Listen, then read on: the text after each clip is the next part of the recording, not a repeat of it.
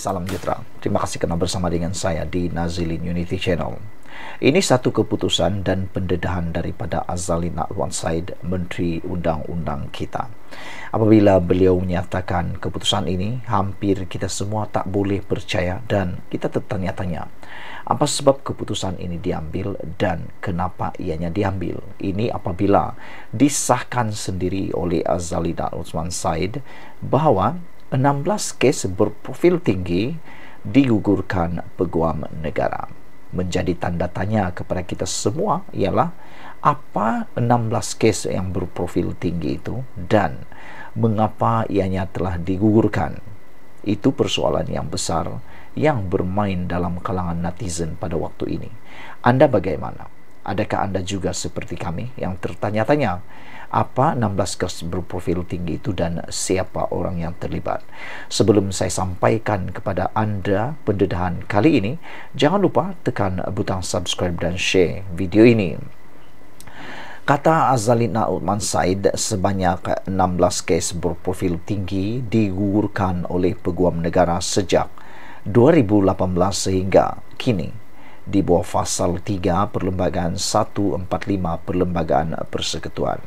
Saudara-saudara sekalian, 16 kes berprofil tinggi ini sebenarnya telah berlaku digugurkan sejak 2018 lagi.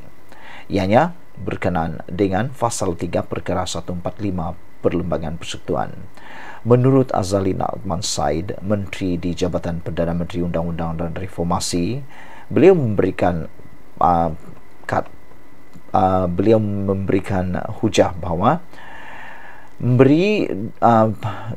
Perkara 145 Perlembagaan Persekutuan memberi budi bicara kepada Peguam Negara untuk membuat keputusan bagi memulakan, menjalankan atau memberhentikan apa-apa prosiding bagi sesuatu kesalahan.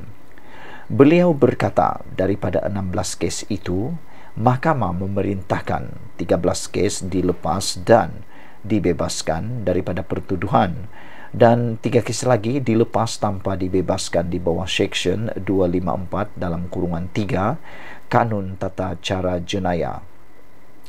Jabatan Peguam Negara memutuskan untuk menggugurkan kes berprofil tinggi tersebut setelah menimbangkan antara lain perkembangan baharu sesuatu kes, representasi yang dikemukakan peguam bela tertuduh yang dilepas dan dibebaskan daripada pertuduhan dijadikan saksi pendakwaan atau tertuduh dikenakan kompaun, katanya dalam jawapan bertulis yang disiarkan di laman sesawang Parlimen semalam. Beliau menjawab soalan dikemukakan Tan Sri Abdul Hadi Awang, PN Marang, yang meminta Perdana Menteri menyatakan apakah jaminan kerajaan agar Peguam Negara tidak menarik balik kes berprofil tinggi yang sedang dibicarakan di mahkamah. Azalina berkata Jabatan Peguam Negara menegaskan keputusan untuk mengenakan atau menggugurkan pertuduhan terhadap mana-mana orang adalah berdasarkan keterangan dan fakta hasil daripada penyiasatan. Beliau berkata keputusan dibuat adalah dengan adil, berdasarkan keterangan dalam kertas siasatan, berlandaskan teras integriti bagi memastikan mangsa, saksi tertuduh dan orang awam memperoleh keadilan yang sewajarnya selaras dengan bidang kuasa Peguam Negara yang diperuntukkan di bawah Fasal 3 Perkara 145 Perlembagaan Persekutuan. Saudara-saudara sekalian, ini satu pendedahan yang mengejutkan kita apabila Azalin Na'atwan Said sendiri memberikan kenyataan dan juga mendedahkan 16 kes berprofil tinggi digugurkan Peguam Negara. Yang menjadi persoalan kita ialah apa kes 16 yang digugurkan itu sejak 2018. Dan pastinya yang akan menjadi polemik dan juga spekulasi yang akan menular tidak lama lagi. Kita tunggu saja, pastinya akan menular dan kita akan tahu siapa yang akan terlibat itu. Peruntukan itu menurut Menteri Jabatan Perdana Menteri Undang-Undang dan Reformasi, Datuk Seri Azalin Na'atwan Said, memberi budi bicara kepada peguam negara untuk membuat keputusan bagi memulakan, menjalankan dan menghentikan apa-apa prosedur bagi sesuatu kesalahan. Ikuti terus ulasan selepas ini. Selamat malam, salam sejahtera. Terima kasih kerana bersama dengan saya di Nazilin Unity Channel. Sejak akhir-akhir ini, Tun Mahathir Mohamad dilihat lebih berani, makin berani dan mendedahkan perkara-perkara yang amat kontroversi. Terkini, Tun Mahathir mengatakan bahawa tanah Melayu makin kurang dimiliki Melayu. Dipetik daripada Sinar Harian. Tun Mahathir berkata bahawa bekas Perdana Menteri ini berkata, agak terlalu lewat untuk mengembalikan tanah yang dahulu dimiliki oleh orang Melayu kerana menjual tanah menjadi punca pendapatan kaum itu. Menurut beliau, tanah akan kekal selama-lamanya jika ia tidak dijual. Namun, jika sebaliknya berlaku, duit hasil jualan tanah tersebut akan habis apabila dibelanjakan. Itu yang disuarakan oleh Tun Mahathir Mohamad. Sebelum kita teruskan ulasan pada malam ini, jangan lupa tinggalkan komen anda, tekan butang subscribe bagi mendapatkan isu-isu terkini daripada channel ini.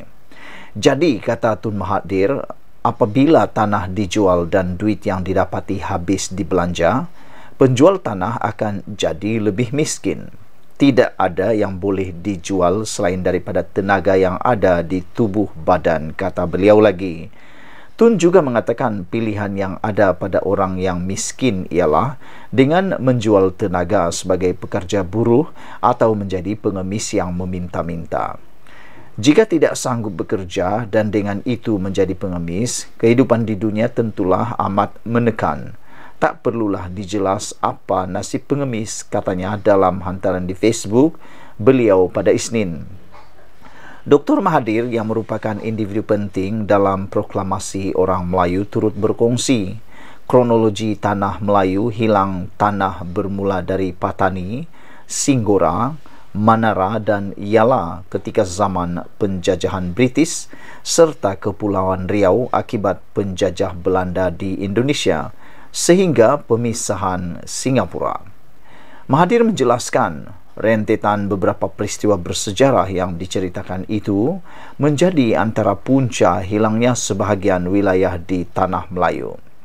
Sekarang ini sahajalah yang tinggal, tetapi walaupun masih dikenali sebagai tanah Melayu, sebenarnya tidak banyak lagi tanah yang dimiliki oleh orang Melayu, ujar Tun Mahathir lagi.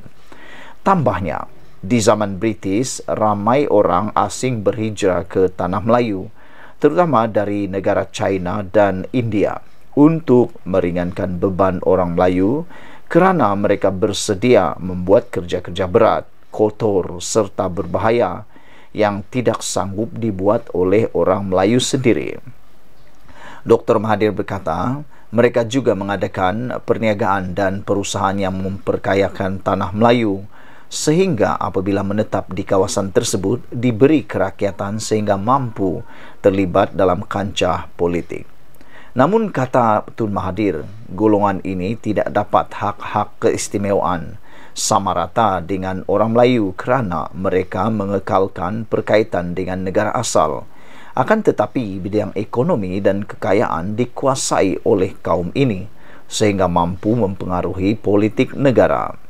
Di tanah Melayu, tidak ada sekatan terhadap siapa sahaja dalam pemilikan tanah kerana sesiapa yang menjadi kaya, mereka akan membeli tanah sehinggakan kerja ini menjadi punca pendapatan orang Melayu, jelas beliau dalam kenyataan yang sama.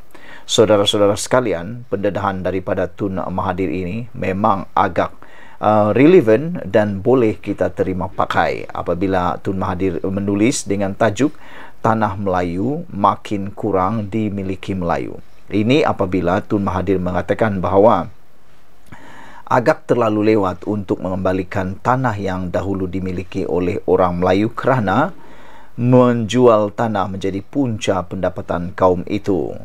Menurut Mahathir lagi, tanah akan kekal selama-lamanya jika ia tidak dijual. Namun jika sebaliknya berlaku, duit hasil jualan tersebut akan habis apabila dibelanjakan. Jadi apabila tanah dijual dan duit yang didapati habis dibelanja, penjual tanah akan menjadi lebih miskin, kata Datuk Seri Tun Dr. Mahathir Mohamad. Tidak ada yang boleh dijual selain daripada tenaga yang ada di tubuh badan, kata beliau. Pilihan yang ada pada orang miskin ialah dengan menjual tenaga sebagai pekerja buruh atau menjadi pengemis yang meminta-minta. Apa pendapat anda tentang isu yang dikemukakan oleh Tun Mahathir kali ini tentang tanah Melayu makin kurang dimiliki Melayu? Ikuti terus ulasan selepas ini.